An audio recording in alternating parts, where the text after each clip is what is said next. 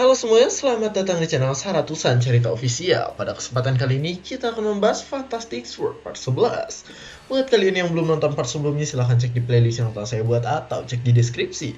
Sebelumnya disclaimer, konten ini tidak akan membahas keseluruhan dari alur cerita Fantastic Sword. Jadi jika kalian ingin mengetahui fullnya, silahkan baca di web legal. Dan jangan lupa tap love di web legalnya sebagai bentuk apresiasi bagi kreator. Dan oke, tanpa berbahasa-basi lagi, mari kita langsung gaskan pada alur ceritanya. Cerita dimulai dengan para eksekutif dari faksi Gose yang berdiri sambil mengucapkan sumpah penghormatan secara bersamaan. Mereka melakukan hal tersebut karena mereka mengikuti Gose yang juga bersumpah setia kepada Sohan sambil memberikan sebuah salam penghormatan. Beberapa waktu berselang setelah kejadian itu, sebuah rumor mulai beredar di kalangan masyarakat.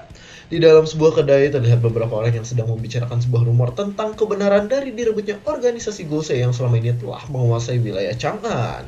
Mereka sebenarnya masih tidak mempercayai hal itu, karena dalam rumor itu dikatakan bahwa seseorang yang mengambil alih organisasi tersebut adalah seorang pria yang masih sangat muda. Berdasarkan rumor yang beredar, mereka mendengar bahwa pria yang mengambil organisasi tersebut telah membunuh sang Great Demon. Lalu orang itu sangat suka berkeliaran bersama dengan para wanita cantik yang merupakan murid dari sang Great Demon. Meskipun banyak orang yang mempercayai rumor itu, mereka masih ragu untuk mempercayainya. Namun tak lama kemudian, seorang pelayan di kedai tersebut langsung memotong pembicaraan mereka dengan berkata bahwa semua rumor yang dikatakan itu adalah benar adanya. Orang-orang yang ada di tempat itu seketika kembali terkejut karena si pelayan berkata bahwa dirinya pernah melihat orang itu dengan mata kepalanya sendiri. Tanpa disangka, ternyata pelayan yang berkata itu adalah Gusai. Dia saat ini ditugaskan menjadi seorang pelayan di sebuah kedai karena dinilai tidak becus menjalankan tugas yang diberikan Gusai kepadanya. Dengan wajah yang sangat percaya diri, Gusai di sana berkata, "Aku adalah orang yang pernah bertemu dengan ketua Jin Sohan secara langsung. Ketika aku pertama kali melihatnya, aku bisa langsung merasakan bahwa dia adalah orang yang sangat kuat. Tubuhnya dipenuhi bekas luka sayatan dan luka tusukan. Hanya dengan melihat sosoknya saja, aku bisa langsung mengetahui bahwa tidak ada seorang pun di wilayah ini yang bisa menandingi kekuatannya." Semua orang yang mendengar hal itu semakin penasaran. Mereka penasaran dengan apa yang Gusai lakukan, dan kemudian mereka pun menanyakan hal itu. Lalu Gusai pun menjawab dengan wajah serius, "Setelah melihatnya, aku langsung melapor pada pemimpin faksi tanpa menyelidikinya terlebih dahulu, karena aku pikir bahwa aku akan mati jika terus berada di tempat itu. Ketika aku sampai di depan pemimpin faksi, aku memperingatkannya dengan berkata bahwa orang yang membunuh sang Great Demon adalah orang yang sangat kuat. Aku sangat serius mengatakan ini, dan kalian tidak boleh bertingkah sembrono mulai dari sekarang, karena jika saja bertingkah seenaknya, kalian bisa dipastikan mati kapan saja." Sontak karena mendapat peringatan dari Gusai, orang-orang itu mulai ketakutan. Mereka memasang senyuman tipis sambil memuji Gusai yang sangat hebat karena bisa bertemu dengan orang sekuat Sohan. Ketika dipuji seperti itu, wajah Gusai pun memerah. Dia menyombongkan dirinya sambil berkata bahwa dirinya memang sangat pandai dalam menilai seseorang. Namun kemudian Gusai melemparkan sebuah kain yang dipegangnya sambil berkata, "Pemimpin faksi tak mau mendengar peringatanku, padahal aku sudah sangat susah payah memberitahunya. Bahkan dia malah mengumpulkan seluruh anak buahnya untuk mencari Jin Sohan, dan pada akhirnya mereka pun dibantai habis-habisan. Dasar pemimpin faksi memang bodoh, seharusnya dia mendengarkan nasihatku." Scenes pun berpindah memperlihatkan dua orang pemuda yang menemukan mayat sang Great Demon di sebuah hutan. Mayat dari sang Great Demon sangat terlihat mengenaskan, hingga kedua pemuda itu tak menyangka kalau sang Great Demon akan berakhir membusuk seperti itu. Namun terlepas dari itu, kedua pemuda tersebut berkata bahwa master mereka akan bisa bersantai untuk sementara karena sang Great Demon bisa dipastikan telah mati. Selain itu, mereka di sana juga menyinggung para wanita cantik yang menjadi murid dari sang Great Demon. Mereka tahu bahwa wanita dari sang Great Demon bukanlah orang biasa dan juga tidak bisa didekati oleh pria biasa. Namun karena saat ini sang Great Demon telah tewas, salah seorang dari dua pria itu berpikir bahwa mereka mungkin memiliki kesempatan untuk mendekati para murid Great Demon. Tak lama kemudian terdengar suara menggelegar dari seseorang yang memanggil kedua pria itu. Ketika mendengar suara tersebut, kedua pria itu pun langsung memberikan hormat sambil berkata bahwa mereka telah menemukan jasad dari sang Great Demon. Lalu setelah itu terlihat jejak dari seseorang yang berjalan dengan cepat hingga membelah rerumputan yang berada di tempat itu. Bahkan saking cepatnya pergerakan itu, angin pun ikut berhembus dengan sangat kencang bersamaan dengan pergerakan dari orang tersebut. Dalam sekejap, tiba-tiba ada seorang pria yang berdiri di samping mayat sang Great Demon sambil menggunakan sebuah jubah yang indah. Dengan senyuman di wajahnya, orang itu berkata, "Great Demon, sayang sekali pertemuan kita harus menjadi seperti ini." Orang itu di sana memperhatikan semua luka yang terdapat pada tubuh sang Great Demon. Dia melihat leher sang Great Demon yang sudah patah, seolah mendapat cengkraman yang sangat kuat dari seseorang yang ia lawan. Lalu karena hal itu, orang itu pun menanyakan senjata apa yang digunakan oleh musuh sang Great Demon kepada kedua muridnya. Salah satu murid itu kemudian menjawab, pria itu menggunakan pedang ganda ketika dia bertarung dengan sang Great Demon. Selain itu dia juga menggunakan sebuah kipas besi ketika melawan Gosei yang merupakan pemimpin di kota Chang'an. Ketika mendengar informasi itu, orang itu di sana menyipitkan matanya. Dia melihat kembali ke arah mayat sang Great Demon sambil berkata di dalam hatinya, pedang ganda dan juga kipas ya. Melihat tidak adanya bekas sayatan di mayatnya, sepertinya Great Demon tidak terkena serangan dari senjata apapun. Apa orang itu membuang senjatanya agar bisa mencekik sang Great Demon? Ya, tapi terlepas dari apapun itu, aku yakin kalau orang yang membunuh sang Great Demon adalah orang yang sangat menarik.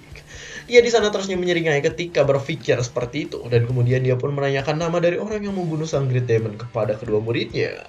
Ketika muridnya memberitahu nama pria yang membunuh sang Great Demon kepadanya, orang itu kembali tersenyum sambil berkata, nama yang bagus, sepertinya Immortal Demon telah membesarkan seekor monster. Para muridnya di sana kebingungan, mereka tidak tahu tentang seseorang yang dijuluki sebagai Immortal Demon, karena dia tidak termasuk dalam 4 orang terkuat di wilayah hitam. Kemudian orang itu pun menerangkan bahwa Immortal Demon adalah saudara kembar dari Poison Demon, dan dia jauh lebih mengerikan dibanding Poison Demon itu sendiri. Bahkan saking gilanya Immortal Demon, orang itu berkata kalau saja 4 orang terkuat di wilayah hitam diganti namanya menjadi 4 orang paling gila di wilayah hitam, maka yang akan berada di puncak posisi itu adalah Immortal Demon. Lantas kedua muridnya itu pun kembali berkata, jika Anda berkata seperti itu Tuan, apa Anda mengatakan kalau sang Immortal Demon juga sama kuatnya dengan sang Poison Demon? Dengan senyuman menyeringai yang sangat mengerikan, orang itu malah berkata bahwa Immortal Demon mungkin lebih kuat dibanding orang-orang yang dijuluki sebagai 4 orang terkuat di wilayah hitam. Dulu sekali ada sebuah masa di mana sang Poison Demon bertempur sendirian melawan sebuah aliansi sekte besar bernama Hubei. Meskipun sang Poison Demon berhasil membantai semua orang termasuk ketua aliansi itu, dia juga mendapatkan luka yang sangat parah. Namun kemudian sang Immortal Demon yang merupakan saudara kembarnya datang secara tiba-tiba. Seperti biasanya, sang Immortal Demon membawa kipas miliknya sambil melihat situasi setelah pertempuran selesai. Tapi anehnya, sang Immortal Demon malah menghampiri ketua aliansi itu, lalu menyembuhkan luka miliknya. Bahkan bukan hanya itu, sang Immortal Demon juga terus-menerus menyembuhkan semua orang yang ada di sana tanpa menunjukkan ekspresi apapun di wajahnya. Poison Demon pada saat itu bertanya padanya tentang alasan sang Immortal Demon malah menyelamatkan ketua aliansi tersebut. Namun sang Immortal Demon sama sekali tidak menjawab pertanyaan itu. Kemudian setelah selesai dengan penyembuhannya, sang Immortal Demon menggendong Poison Demon untuk membawanya pergi dari tempat tersebut. Pria itu ternyata ada di lokasi pertempuran itu berlangsung. Pada saat itu dia langsung sadar bahwa kegilaan dari sang Immortal Demon jauh melebihi kegilaan 4 orang terkuat yang ada di wilayah hitam. Pria yang mungkin merupakan Sex Demon yang asli itu berkata pada bawahannya untuk selalu berhati-hati jika melawan murid dari Immortal Demon yang berhasil membunuh Great Demon. Dengan senyuman mengerikan di bibirnya, Sex Demon sekali lagi berkata, kita tak tahu seberapa kuat murid dari sang Immortal Demon, namun aku tetap tertarik untuk mendatanginya. Di waktu yang bersamaan, Sohan saat ini sedang mengadakan makan malam dengan para wanita yang merupakan murid dari sang Great Demon. Ketika mereka telah selesai makan, Dailin berkata dengan wajah yang cemas, semalam aku mengalami mimpi. Dalam mimpi itu, Master kami muncul dan dia berkata bahwa kita bisa mengalahkannya karena kita menyerangnya di saat bersamaan dengan Sex Demon. Spontan Sohan merasa heran saat mendengar hal itu. Dia tidak pernah merasakan kehadiran dari orang lain ketika dirinya bertempur, apalagi sampai bekerja sama dengan Sex Demon. Namun terlepas dari itu, Sohan berpikir kalau mungkin saja Dailin mengalami mimpi seperti itu karena dia tahu bahwa ada seseorang yang menyangka Sohan adalah Sex Demon. Dailin pun di sana tersenyum. Dia mengabaikan mimpi yang dialaminya dengan mengira bahwa mimpi itu hanyalah sebuah mimpi biasa. Ketika waktu sudah menunjukkan tengah malam, kedai tempat Gusai bekerja pun mulai menutup pintunya. Setelah itu terlihat seseorang yang membuka pintu perlahan-lahan, dan ternyata orang itu adalah Gusai yang kelelahan setelah bekerja seharian. Keesokan harinya terlihat Sohan yang sedang berdiskusi dengan Gosei tentang sebuah rumor yang mulai beredar. Sambil meminum sebuah minuman, Gosei berkata bahwa rumor-rumor itu semakin menjadi-jadi, mulai dari kekuatan Sohan yang sangat kuat hingga seakan orang-orang yang menganggap bahwa Sohan adalah pemimpin dari semua sekte yang ada di wilayah hitam. Namun Sohan sendiri tidak terlalu memusingkan rumor-rumor itu. Dia tak memberikan tanggapan apapun terkait rumor tersebut dan hanya meminum minumannya begitu saja. Kemudian Gosei mengajak Sohan untuk berjalan-jalan menuju sebuah danau bernama Chongmei. Gosei juga di sana meminta agar Sohan menceritakan pertarungannya dengan sang Great Demon di tengah perjalanan. Sohan menerima ajakannya dengan senang hati. Dia tersenyum tipis tanpa merendahkan Gosei yang saat ini telah menjadi bawahannya. Karena sikap Sohan yang seperti itu, Gosei pun mulai berpikir bahwa Sohan ternyata tidak seperti yang ia bayangkan. Pada awalnya Gosei tentu saja sangat tidak nyaman karena menjadi bawahan Sohan. Namun seiring berjalannya waktu, Gosei perlahan-lahan mulai berbicara dengan mudah kepada Sohan tanpa memperdulikan posisinya. Selain itu, Sifat Sohan yang membuatnya semakin kagum adalah Sohan yang tetap menghormati dirinya meskipun dia telah menjadi orang nomor satu di wilayah hitam. Tak lama kemudian ada seorang bawahan Gosei yang datang sambil memanggil nama Gosei. Di sana dia berdiri dengan tegap lalu berkata, "Pemimpin, Gosei datang kemari dan dia meminta agar diizinkan untuk ketemu dengan ketua Sohan." Ketika mendengar bawahannya yang menyebut nama Gosei di sana tampak kesal untuk sejenak. Namun setelah itu dia langsung meminta maaf kepada Sohan karena salah satu bawahannya telah bertindak seenaknya. Tapi Sohan tidak mempermasalahkan hal itu. Dia mengizinkan Gosei untuk bertemu dengannya dan memerintahkan si bawahan itu untuk memanggil Gosei ke hadapannya. Gosei di sana sempat berkata kalau Sohan tidak perlu melakukan hal itu, namun Sohan langsung memotong kata-katanya dengan berkata, "Aku ingin mendengar apa yang mau dia katakan sampai dia ingin bertemu denganku." Setelah itu akhirnya Gosei pun dipersilahkan untuk masuk. Dia datang sambil mengeluarkan keringat yang bercucuran. Wajahnya tampak pucat dan matanya terbuka lebar seolah dia telah mengalami suatu hal yang sangat mengerikan. Sohan di sana hanya menatapnya tanpa mengatakan apapun karena dia menunggu Gosei membicarakan sesuatu yang ingin disampaikannya. Namun berbeda dengan Sohan, Gosei di sana memasang wajah yang kesal dan dia berkata, "Dasar tak tahu diri, berani-beraninya kau mengabaikan perkataanku. Bukankah sudah kubilang padamu agar tidak muncul di hadapanku?" Ketika mendengar itu Gosei semakin merasa ketakutan. Dia tak berani menjawab perkataan dari Gosei karena dia sadar bahwa dirinya sudah lancang dengan meminta izin untuk bertemu dengan Sohan. Tapi Sohan kemudian ingat bahwa Gosei ternyata adalah orang yang pernah dia hajar sewaktu berada di pemandian air panas. Sambil membukukan tubuhnya, Gosei meminta maaf kepada Sohan karena dia telah berbuat lancang pada saat itu ketika dirinya mengira bahwa Sohan adalah seks demon. Sohan dengan mudahnya memaafkan tingkah Gosei dan di sana dia bertanya tentang alasan apa yang membawa Gosei memaksakan dirinya sendiri untuk bertemu dengannya. Lalu setelah itu Gosei pun berkata, "Saya punya sesuatu yang ingin saya laporkan kepada Anda, Tuan. Akhir-akhir ini ada seseorang yang berusaha menggali informasi mengenai Anda." Ketika mendengar itu Gosei dengan wajah merendahkannya langsung berkata, "Aku tahu kalau kau pasti akan berkata seperti itu, karena rumor mengenai pemimpin sudah tersebar kemana-mana. Maka sudah sewajarnya akan ada banyak orang yang berusaha untuk menggali informasi tentangnya. Kenapa kau melaporkan sesuatu yang sudah sangat jelas, dasar bodoh?" Tapi sesaat setelah itu Gosei langsung menyanggah perkataan tersebut dengan berkata bahwa orang yang menggali informasi tentang Sohan itu melakukannya dengan cara yang tidak biasa. Sambil dipenuhi dengan keringat yang terus bercucuran membasahi wajahnya, Gosei menjelaskan bahwa orang yang mencari informasi tentang Sohan itu adalah seorang pemuda tak dikenal yang sangat teliti hingga mencari informasi dengan sangat detail. Selain itu, Gosei berkata bahwa orang tersebut juga menggali informasi tentang murid sang Great Demon yang saat ini berpergian dengan Sohan. Pada saat itu Gosei tidak sengaja mendengar pembicaraan dari orang yang mencurigakan tersebut di dalam tempat dia bekerja. Gosei masih mengucurkan keringat, namun dia tetap berusaha menjelaskan bahwa orang itu mengatakan kalau Sohan membawa para murid sang Great Demon karena masih perawat. Bahkan orang itu juga berkata bahwa Sohan adalah orang yang sangat serakah. Setelah mendengar semua itu, Gosei menceritakan bahwa diri mencoba untuk mengikuti orang itu karena dia merasa kalau orang itu sangat mencurigakan. Namun ketika dia berusaha untuk membuntutinya, Gosei bercerita bahwa orang itu tiba-tiba menghilang dengan menggunakan teknik bela diri yang sangat cepat.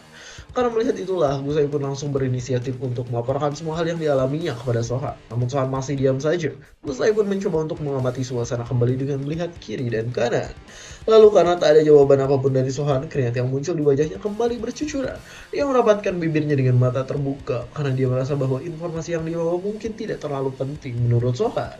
Namun di saat Gosei berpikir seperti itu, Sohan akhirnya berkata, "Begitu ya, apa yang kau katakan itu sangat membantuku. Kalau kau sudah selesai dan tak ada lagi sesuatu yang ingin kau sampaikan, kau boleh pergi." Seketika wajah Gosei di sana berubah, matanya kembali terbuka, namun saat ini bukan karena ketakutan, melainkan karena dia merasa bangga dengan dirinya yang mungkin dianggap berguna oleh Sohan.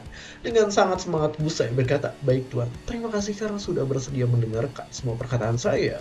Ketika Gosei mulai meninggalkan ruangan itu, Gosei memperhatikan semua gerak-geriknya. Lalu setelah itu dia kembali menghadap Sohan sambil berkata, "Pemuda yang dilaporkan oleh Gosei itu sepertinya cukup aneh. Dia tidak hanya mencari informasi mengenai Anda, tapi juga informasi mengenai murid sang Great Demon. Bagaimana menurut Anda? Apa yang sebaiknya kita lakukan?" Dengan senyuman percaya diri, Sohan menjawab bahwa dirinya akan menyiapkan beberapa rencana. Di saat Gosei penasaran dengan rencana apa yang dimaksud oleh Sohan, di sana Sohan langsung menjelaskan. Alasan kenapa dia muncul di tempat ini mungkin hanya dua hal. Yang pertama pastinya karena mereka berusaha mencari murid dari Great Demon yang masih perawat. Lalu yang kedua karena dia percaya diri bahwa dirinya akan bisa kabur kapan saja meskipun seluruh pasukan di kota ini mencoba untuk mengejarnya. Selama ini orang itu belum pernah tertangkap oleh siapapun, meski dia terlihat dalam beberapa kekacauan. Ketika mendengar itu, Gosei sempat terkejut karena dia merasa bahwa Sohan mengetahui identitas dari orang yang sedang mereka bicarakan. Lantas dia pun akhirnya menanyakan hal itu. Di saat Sohan berkata bahwa kemungkinan besar kalau orang itu adalah sex demon, mata Gosei seketika terbuka lebar. Dia tak menyangka kalau orang yang dimaksud itu adalah sex demon, dan kemudian dia kembali berkata sambil panik, "Tunggu tuan, apa maksud Anda sex demon saat ini sedang berada di Chang'an?" Sohan tanpa berlama-lama langsung menjawab hal itu. Kemungkinan besarnya memang seperti itu. Aku cukup yakin bahwa orang yang ada di penginapan itu pastinya adalah murid sex demon. Namun terlepas dari itu, kita harus segera menyiapkan persiapan. Karena jika saja tidak melakukan persiapan, maka kita hanya akan dipermainkan olehnya. Sex demon sebetulnya bukan hanya kuat dalam seni bela diri, tapi gerakannya juga sangat cepat, hingga dia bisa kabur kapan saja tanpa tertangkap oleh siapapun. Dia tak peduli dengan harga dirinya sebagai seorang ahli bela diri, dan dia adalah orang yang akan kabur kapan saja jika merasa tidak diuntungkan. Tapi justru karena kemampuannya itulah, dia adalah orang yang sangat menakutkan. Gosei mengerti dengan semua yang dikatakan oleh Sohan, dan dia sempat merasa ragu saat dia berkata di dalam hatinya. Jadi begitu ya, apa kita akan benar-benar bisa menangkap orang itu? Sejak dulu kala sex demon sering terlibat di dalam sebuah kekacauan yang melibatkan sebuah kota atau bahkan negara. Meski semua orang telah menjadikannya sebagai buronan besar, Sohan berkata kalau sex demon selalu bisa meloloskan diri dari pengejaran. Sohan tahu bahwa di dunia ini ada banyak orang yang disebut sebagai sex demon, namun tidak ada seorang pun dari mereka yang memiliki kekuatan setara dengan sex demon yang aslinya. Sekali lagi Gosei tampak ragu dengan kemampuannya. Dia menelan ludahnya ketika mendengar penjelasan dari Sohan karena dia tidak yakin apakah dirinya mampu menangkap orang sekuat itu. Namun kemudian Sohan berkata dengan wajah yang serius, "Mari kita coba kalahkan orang semacam itu di tempat ini. Setelah dia berhasil ditangkap, maka aku sendiri yang akan mengakhiri hidupnya menggunakan kedua tanganku." Spontan karena melihat Sohan yang sangat percaya diri, Gosei pun mulai tersenyum karena dia tahu bahwa Sohan bukanlah orang yang akan mengucapkan hal itu tanpa memiliki sebuah persiapan dan kekuatan yang matang. Di sisi lain, Gosei tampak senang ketika dia bertemu dengan Sohan. Dia berlarian di tengah kota dengan wajah yang terlihat sangat bangga. Di sana dia mengingat kembali momen-momen ketika Sohan berterima kasih kepadanya. Seketika pada saat itu keringatnya mulai bercucuran, wajahnya memerah dan air mata mulai membasahi wajahnya. Sambil terus berlarian di tengah kota, Gosei tak bisa berhenti berteriak karena dia merasa bangga pada dirinya sendiri yang telah berguna bagi seseorang yang menempati posisi tertinggi di Chang'an. Semua orang yang melihat hal itu tidak mengerti dengan apa yang telah terjadi pada Gosei. Mereka hanya bisa bengong sambil menganggap kalau mungkin saja Gosei telah berubah menjadi gila. Beberapa saat kemudian terlihat Sohan yang sedang berjalan melewati sekumpulan orang di tengah malam. Orang-orang itu sangat menyambutnya dan mereka tak berhenti mengucapkan salam kepadanya. Bahkan di antara banyaknya orang tersebut, salah seorang perempuan di sana berkata, "Ketua, apa Anda sedang mengadakan pesta perpisahan? Anda seharusnya tinggal di tempat ini lebih lama lagi." Sangat di luar dugaan, ternyata Sohan cukup disambut dengan hangat oleh seluruh penduduk kota. Dia hanya membalas perkataan tadi dengan senyuman tipis sambil berkata bahwa dirinya akan segera kembali ke kota itu. Sambil diiringi dengan tepuk tangan yang meriah, Sohan terus berjalan melewati sekelompok orang yang menyambutnya dengan hangat. Namun ketika dia berjalan, Sohan menyadari bahwa ada seseorang yang sedang mengawasinya dari kejauhan. Ternyata dari balik sebuah rumah yang tertutup oleh bayangan malam, terlihat sepasang mata berwarna merah mencolok yang sedang mengawasinya. Tanpa disangka, orang yang berada di balik pintu rumah itu adalah sex demon. Dia tersenyum menyeringai ke arah Sohan sambil menyipitkan matanya seolah dia memiliki sebuah rencana yang akan segera dilaksanakan. Dan cerita pun bersambung. Jadi si Sohan ini akan melawan sex demon. Apakah pertarungannya akan menjadi sengit atau mungkin sekali bantai akan langsung mati juga sama Sohan? Menurut kalian gimana? Coba komen di bawah. Dan mungkin segitu saja kami dari Saratusan Cerita Official. Jangan lupa like, komen, subscribe, dan share ke teman-temannya. Terima kasih telah menonton sampai akhir dan sampai jumpa di kesempatan berikutnya.